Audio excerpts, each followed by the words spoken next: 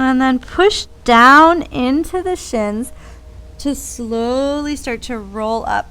Send the hips forward over the knees, stacking one vertebra at a time, coming up to kneeling.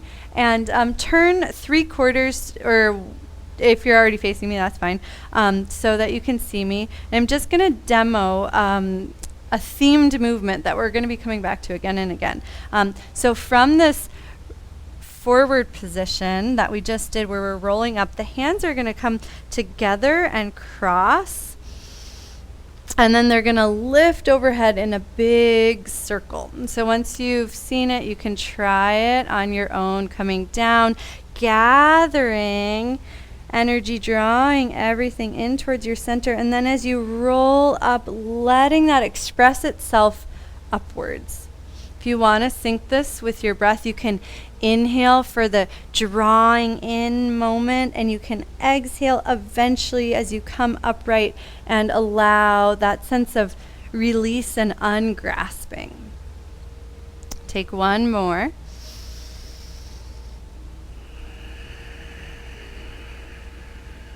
Then pause with the arms up, letting the shoulders relax, and let yourself become like a pipeline or a vessel, completely empty, completely spacious.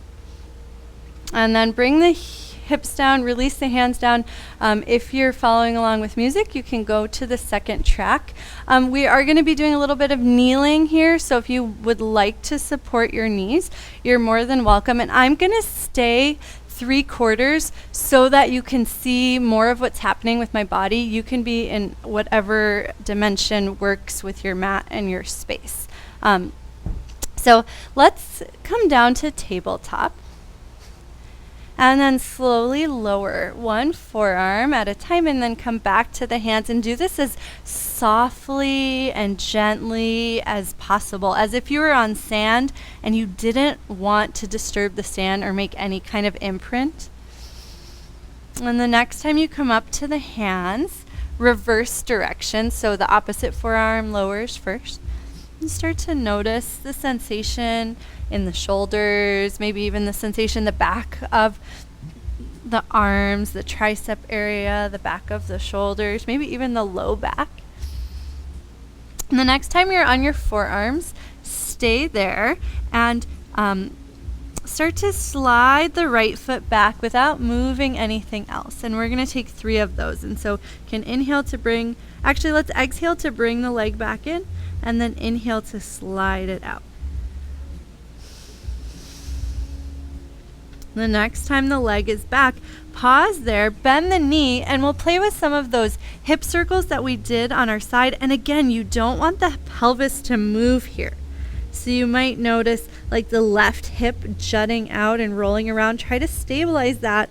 And usually I know I'm doing it right if my left hip is getting very warm, the one that is not moving, because it's working to stay still. Extend the right leg off to the side, setting up for Parigasana, so the right foot lines up with the left knee, and then slowly lift onto the hands. So you're in tabletop, but the right leg is out to the side, and gently start to rock forward and back. And as you play here, use your exhale to traction the foot slightly in towards you, as we've been practicing that sense of drawing the legs together to lengthen the spine. And then make sure you're breathing so that the inhale helps the diaphragm and the pelvic floor push down. So we don't want it to ever stay in that lifted position. It should be able to do both.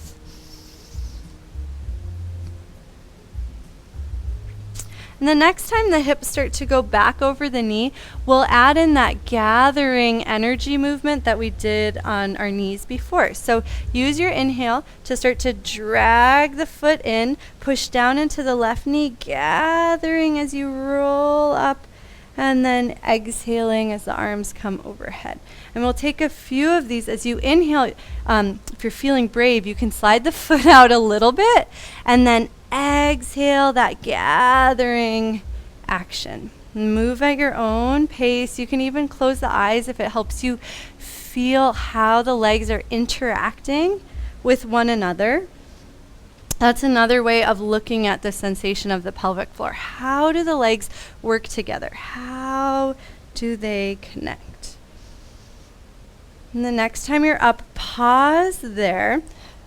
Pin the outer edge of the extended foot down and let the arch of that foot lift, and just take a moment to feel that sense of connection through the legs, lightness through the spine. You can stay still, or if you want to, you can draw some big circles, but try to stay unmoving in the legs. Try to keep equal weight in the right foot and the left knee, and that's gonna demand a lot more of the core. And then you can bring the hands down, tuck the left toes under, send the right foot straight back like a half plank, and then just take a moment in a staggered down dog, letting the calves stretch a little bit, sway the hips from side to side. And then bring both knees down. We'll take a moment to rest. So that might be Bhaktasana, that might be cat pose. You can even slide forward onto your belly if the body's craving that. Connect with the breath, connect with that sense of stability. Annapurna's asking about turning up the sound. Looking into it, Annapurna.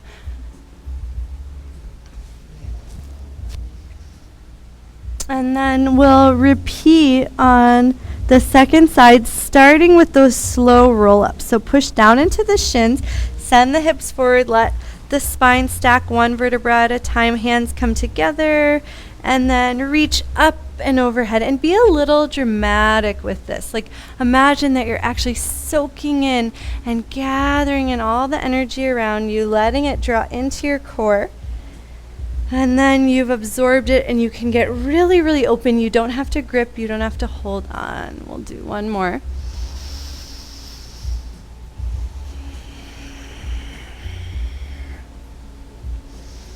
And then we'll come down into tabletop and go straight into lowering the forearms.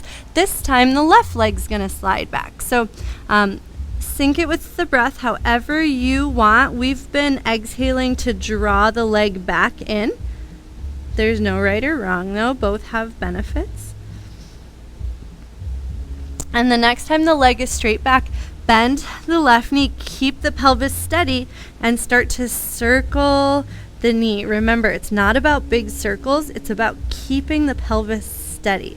This is going to build a lot of strength in the hips, and strength is often what allows tight muscles to release.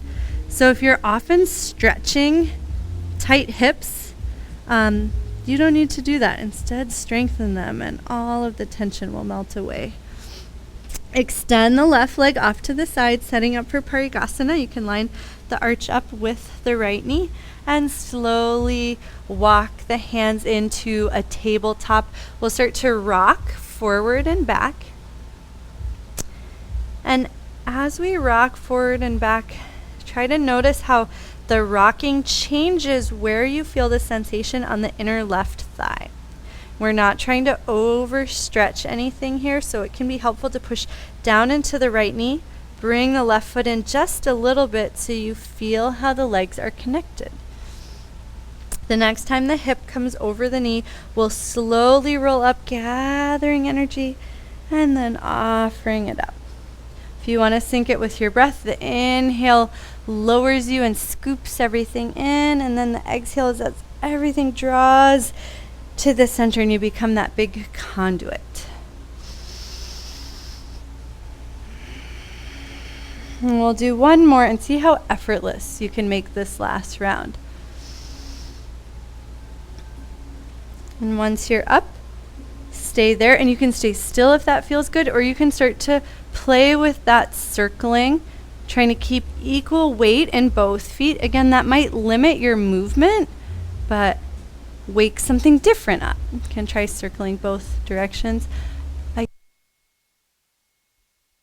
Cool.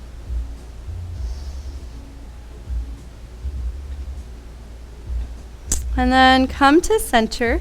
Bring the left knee in. Tuck the toes under as long as it's not too intense. And we'll take our pause here at kneeling. If there's a different absorption pose that you'd prefer, be my guest.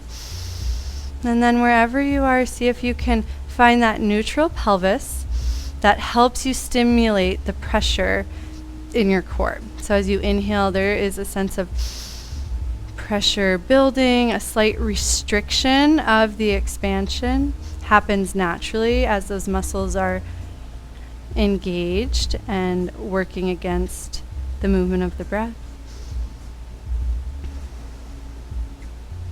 And then feel the softness and release of the exhale. And maybe there is a sense of just that lightness at the base of the pelvis. It's not strong, it's not intense. You're not doing it with your mind. It's just naturally happening as the breath leaves the body. The diaphragm lifts, it pulls on the structure that pull on the pelvic floor.